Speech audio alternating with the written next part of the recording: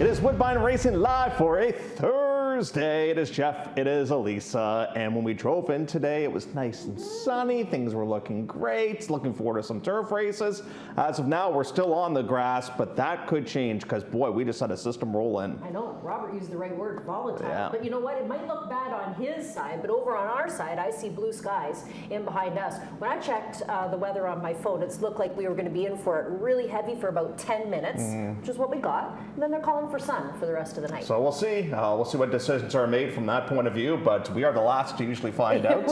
So we'll see what does materialize when it comes to racing here today at Woodbine. But as of right now, we are still on the turf, but that could definitely change.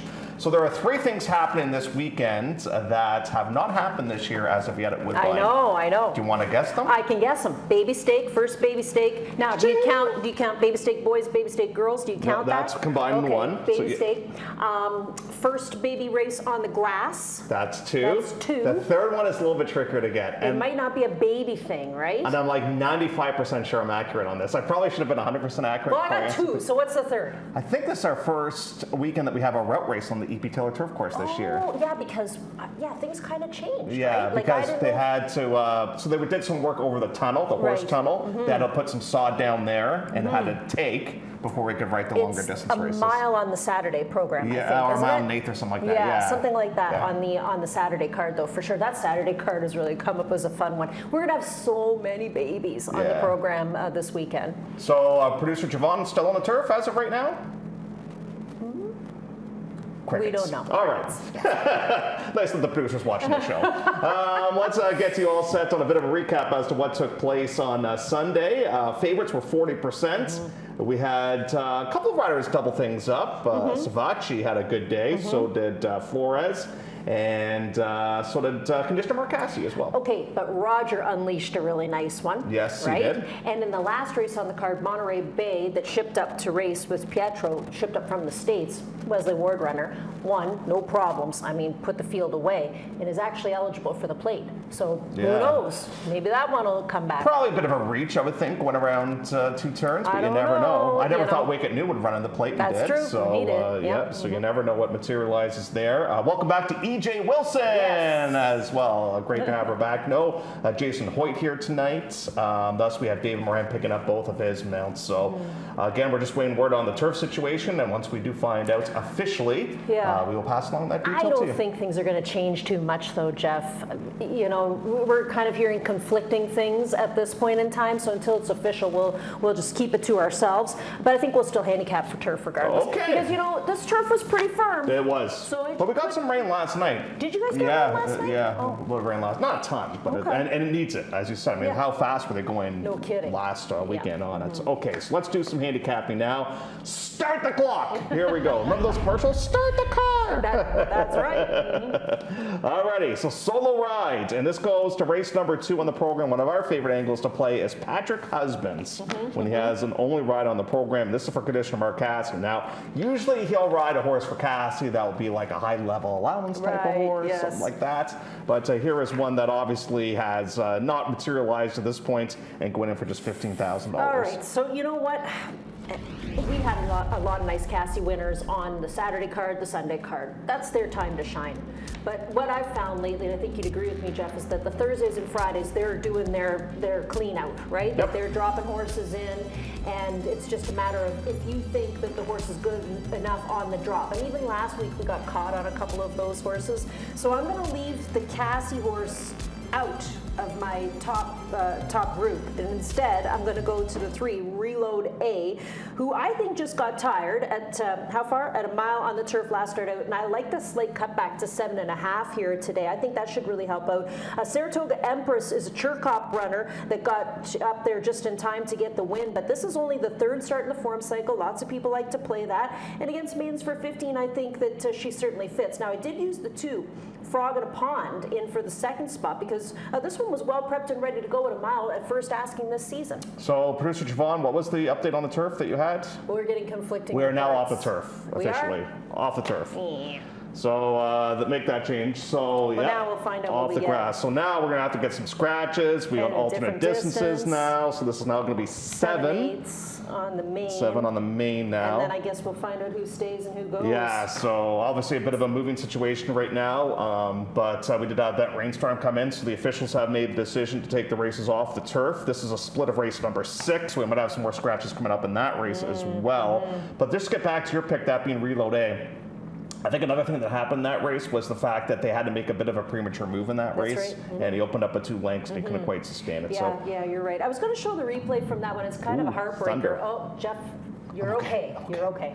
I'll be like a dog Bo. Even he can handle thunder. Yeah, we'll put the thunder shirt on, Jeff. But yeah, everything changes here now for race number 2. So just scrap whatever we just said. So we're going to talk about potentially a key coming up in our next portion of the broadcast. Now, this is race number 3, and the good news is no surface changes to worry about in this one. So that is a big time plus. Okay, so here, now I'm going to play the Cassie runner with Maxine Magic because this horse moves up. I get it. Moves up from finishing second against maidens for 15,000 at a mile and a 16th. And that was the return back to Woodbine after competing at Gulfstream Park. But you know what? There's so many horses in here with suspect drops that just haven't really shown up at all this season, that including, you know, some horses that have 0 buyer speed figures. There's a scratch here at the 6. Mackenzie Road is out. You know, you got that rider change with the 7. I don't think anybody else in here looks all that desirable to me. So even on the move up, I think we're good with Maxine's Magic. Then I'll use the 8 Arctic Blonde. What I find interesting is Pietro's over here to ride for Sarah Ritchie, and then I'll use the 7 Sunnyvale. Dave Moran picks that one up for a barn that can win. They haven't had a win yet this season, but still, even on the move up, I think the Cassie horse looks all right. Yeah, and again, the big thing is we don't have to call any audibles in that race because it was scheduled for Tapeta, Exactly. and will take place on the Tapeta as well. So race number 3, I'm with you. I just don't think this is all that tough with No, I 25 don't think so. by any means there. And we still have 54 seconds to talk about. So let's touch on something let's else. talk about some other things. So Sunnyvale's probably going to be a bit of a price, I Right. would think, in here. Who else do you have? You've got the 8. Well, you know what I think is a real disappointment, unfortunately, is the 4 Magic Crest. This is a good Magic. That's a $125,000 stud fee. And when she came over for her first lifetime start in June, we were like, wow, here we go. This is a good Magic. Like, here's some nice pedigree on this one. It is a homebred for, they took their own mare. They took her down to a stud that cost that much money, and they got a lackluster performance. Yeah, unfortunately. And remember, yeah. this horse was scheduled to compete last year because we interviewed Yes, Liz. I do. And the horse she got get loose or loose? something. Had to be Something scratched, happened. though. And then resurfaces this season for that main special weight competition for 25. Main special weight, and now is in for 25,000. You're right. Didn't really show all that much potential. No. And Arctic Blonde, going around 2 turns. You know, this barn had a nice winner the other day, so they're kind of hoping to keep that roll going. That's true. Now we're there at 0. Now we're there. I don't hear the horn. But I do see these guys behind us now. They're like, yeah, just use the thunder. Yeah. 3 in a row. Let's touch on that, shall we? Coming up in race number 4. Now, surface is not an issue with Galahad, which is great news. No, we're fine either way. Now, Sassy Melissa, is she a little bit hindered? Because that's why I landed on, no, she's probably okay. I think she's fun on either. I think she might be a little bit better on turf. But, yeah. My only concern with her, honestly, Jeff, was why was she put away early October? No, that's a good point. You know, this horse that was winning races last season and was very limited in starts too. You know, went to Gulfstream and all that jazz. But they, when the horse came back here to Woodbine, only raced 5 times, and there was a couple of wins in there. But why was she put away early October? She didn't go down south with these with this outfit. So I'm going to give her a race and use the 2. And you know, I saw an interview that James Begg did with Ron Gearkink in today's edition of the Daily Racing Forum, and it said that Jamie Begg actually thinks she's better on the grass. Now, everything changes, new point obviously, today, Yeah. but she has won on the synthetic, no problem. So I'll still stick with my 2-3. The other one I tossed in is the 5 Holiday with Amy coming in off of a nice win against nominators of 3. And we'll see if there's any scratches or not. Nothing that I saw on the board there. No. But, you know, and as you and I often say, these are kind of more inexpensive horses on the program Yeah. today. I don't really think they're specialist per se No. when it comes to racing. Like, I'd probably stay if it was me. That's just, and Yeah. how many trainers have we talked to saying, well, these races aren't going, we got to Right. get into races You that gotta are go. going right now, so you got to go, or you might miss the next one, That's right? true. So, That's true. You know, I think it maybe helps strike a chord a little bit in here, although the 6.5, that's, I don't know if the horse wants to go that far or not. But, Yeah, you know what you know what's interesting about Strike Accord is you'll see the void claim, right? So there was a void claim for this horse last September, but Norm took him back. So Norm knows something about this filly that he can work with. And the Bug Girls aboard there, that one scratched the 8th lowest land, that one being a vet scratch. So that is a look at Galahad looking for 3 in a row, which you say is very difficult to do. It's hard to and do. you are right. But there was a bit of a gap. There is a gap. So, one you of know, those calls and like I say, if we were on the grass, she'd be a standout, but we'll see what happens here today. Back half of the card. Let's touch on that now, shall we? A little bit in here, and let's touch on our race number 5. So we don't expect anything to come out of this race. We're going to go 7/8 in here, 15,000 claimers. These are not winners of 2 races a lifetime in this spot. Morning line favorite is the one that being Save the Date. I kind of like the way this Not So Swift ran first time out. Not So Swift ran really well. That's homebred for Shikadance, and McKnight trains this one. Plus a 3rd place finisher, let's be first, has come back to win, so that's a good thing. But we have to step out of the maidens for 10 and try non-winners at 2, and that can be a tough task. Now, I went to the 8, Bright Sunshine, because I think some people go, well, yeah, but he's using the Bug Riders, Ford. Well, he's had a couple of opportunities, and it doesn't show up here, but they did win together on the weekend program. Actually, the sweat out an inquiry as well, but they did win together. So Bright Sunshine on the drop from 25 to face 15,000 other claimers. I mean, this horse was a nice winner for 40, and now and beat a horse by the name of Snatched, who came back to run good. I just think, you know, this is the Cassie dropper I'll take a look at, and then the 6.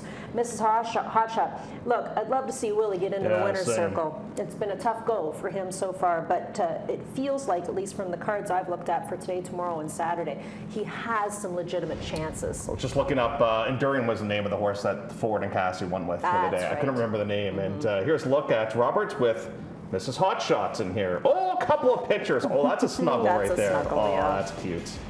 So Mrs. Hotshot saying, Robert, you better call me a winner tonight. Maybe. Anything is possible. You know, when the races go like this, I have to, like, for you and me who've been kind of around this game for a while here. Are you calling us old? No, you are.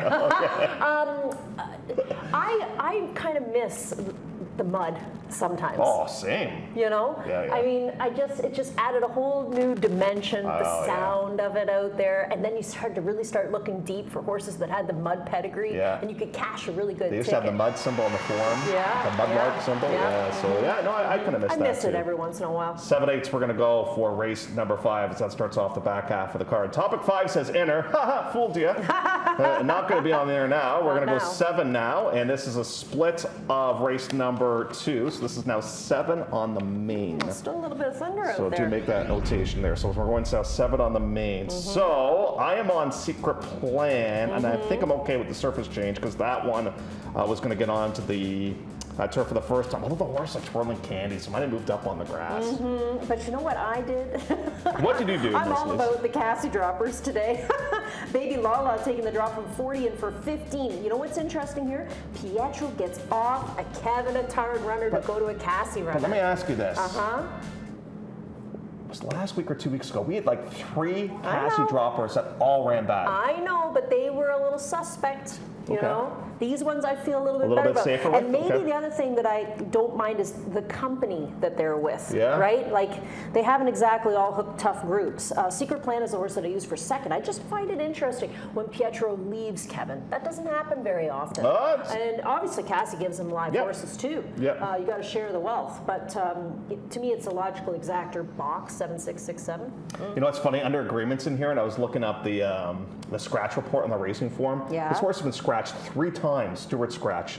June 14th, June 19th, July the 3rd. Now, one of those I think was an AE. But I think they've been shopping around, and they finally got a chance to run the horse here today. But this is a turfway horse, and we know the turfway horses have done very, very well. They do okay. I wonder which split's tougher. I don't know. Like, this one might be the tougher of the two because you got a couple dropping from 40, right? Yeah, I would say this is the tougher of the two, and I would even include a horse like the 3. This is Gloria for Julia Carey because this isn't a bad effort last start out. This horse looking, I think he got bumped around a little bit in that last race, and he gets the cutback from a mile and a 16th to go 7/8 here today. He could be in for a good one. This barn has to heat up any time now. See what producer Javon did? Changed off the inner. From inner to off the inner. Good job, Javon.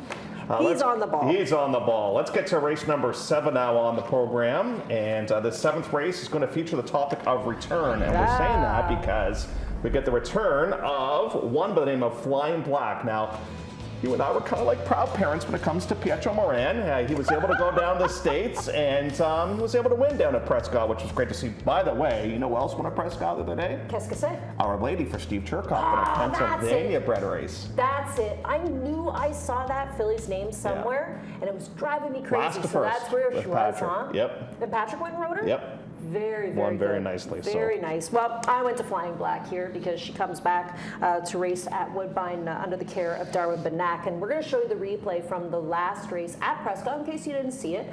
And just to give you an idea of what she did. But, you know, so it's a fairly decent ship. It's not bad. You know, it takes about an hour and a half to get to the bridge, and then you got to get over the bridge. So it's about 3 hours to get from A to B. And then, of course, you have to hang out all day and wait for your race to go, and then hope that everything works out in your favor, that you didn't spend all the money shipping down there for nothing. And that wasn't the case with Flying Black. This horse performed incredibly well under Pietro Moran. This is the first time, I believe, that Pietro ever went somewhere else. I think you're right. He had never been to another racetrack, so what a good experience to have. And the other thing is it's a bit of a dogfight. Like, he actually has to go to work on this horse. Once he gets her up beside the horse who finishes second, her name is She's Fire, and he puts us almost, he stops hitting, and he just flashes her. And that's all he really needed to do, which is great. So, you know, I thought a pretty confident ride from Pietro. He's back to ride her again today. She's a lovely, lovely mare, 6-time winner, 11 seconds. Like, she's a grinder, right? She's made almost $200,000 in her career. I'll use her up on top over the 7. The 7 is Mizzen Ash, who was first start off with a claim for Dave Borsk and Lisa McCallum-Smith, and we know what kind of a job those two do with their runners. So I would expect a good effort here from Mizzen Ash. Strega, I think, same thing as the other one that we talked about earlier on from this outfit, which is why was she put away on October the 26th? Well, the 38 length loss might have something to do with it. Exactly, but I'm just saying, they took her for 25. She races horribly off of the claim. Obviously, something went awry and she needed the time off. Something happened is what You know what I like about that replay too with Pietro is, before we start the clock here, is I find a lot of bugs now are stick heavy. Oh yeah, he's not. And he knew the horse was given absolutely everything he got her where he wanted. Because sometimes they'll get sour if you use the stick too much, right? Oh, so, yes. So I well, like that. don't forget, every track has different whipping rules now true, too, true, right? true. So you got to find out how many times you're allowed to do it, how high you're allowed to raise your arm, all those things. Let's start the shot clock for our plays of the day. Okay. Here you go. You're first. Am I? Yep. We're through? Okay. Yep. I don't even remember what I have. Well, You know what? This was days ago that I handicapped this program. What do I have? Okay, Divas Goes. Yes. This is from the hot Tito Attard outfit. He's having a great meet so far. Pietro Moran will guide Diva's Ghost. I'm looking for another win from that one as he faces winners for the first time. Maxine's Magic is my pick 6 key in race number 3. Flying Black, of course, I'm going to play a late double using that horse along with the 6 in the last race. That's Logistics, another Cassie dropper. Yep. And there's my drop and pop with the other Cassie. I think I picked like 4 Cassie horses. But I like what he's doing with Logistics. You get that win and then dropping it a good easier. I kind of like that to try to double up. Here's a look at mine. I think I got Logistics as well. Any minute now. And my best bet is Reload A. Kind of wish it was on turf still, but can't change it. It is what it is. My repeat thread is going to be Not So Swift, which is named after me. Drop and Pop is Secret Plan coming up in the 6th. And again, my repeat thread is going to be Logistics. Let's take a look at the Scribes, Woodbine TV prod. It could be Javon. It might not be Javon. Could be somebody else. Could be a basketball player by the name of Malachi Flynn. You never know. That's Javon's nickname, by the way. Oh, is it? Yes. His alter ego. His alter ego, yes. Secret Plan, that's where Ron's going to go for his best bet of the day. And Ms. Nash, who you kind of like a little bit today as well. I just want to see what she does off the claim today. That's all. All right, do you want to see the clock report? I wouldn't mind. Okay, we can show that to you. Okay, because we have one that has grabbed the stopwatch and the attention of one Ernest Perry, and he's going to go towards Great Kate coming up in race number 8 on the program. So let's take a look at Great Kate. See, so she hasn't now. She was a void claim. Right, so that's big. He likes what he's seen, getting ready for this return. So that's a big time plus because the horse won and was a voided claim, and as you then said. didn't come back. right? Yeah. Same thing. November 14th, there was still a month left of racing, so obviously there was something not great there. That's actually a great shot that a lot of riders do. They'll just show the horse. They flash it. Flash it. Yeah. That's a cool shot right there. That you can really get to see it right there. So Great Kate's is the one that the Clocker team is going towards. There's all sorts of ways to motivate a horse other than just giving it a good whack in the hind end. Yeah, no, tons. I remember sometimes, we see it from time to time, not as often anymore now, you'll see some riders not even carry sticks. Listen, you've listened, I've listened when they turn for home at the harness track. It's this doing a lot of the work. No, that's true. Right? No, that's true. I love miking up those guys. It's great. It's absolutely fun. So I don't know if we've had any more changes or not. I guess we'll turn things over to Robert and we'll find out. The crawl will have all the changes for you as well. Obviously, the barns have to get notified that the races have been moved over. There's some alternate distances now. We will keep you updated. Don't panic. Don't fret. We have your back, and we'll keep you updated on what's going on in terms of changes as we go through each individual race. HBIBet.com is a great place to find out all the information Blue sky too. behind us. That's good. Things will dry out. That's good news for bright sunshine, maybe. Maybe. Your namesake. When we come back after the first race commercial break, we'll take a look at race number 1 as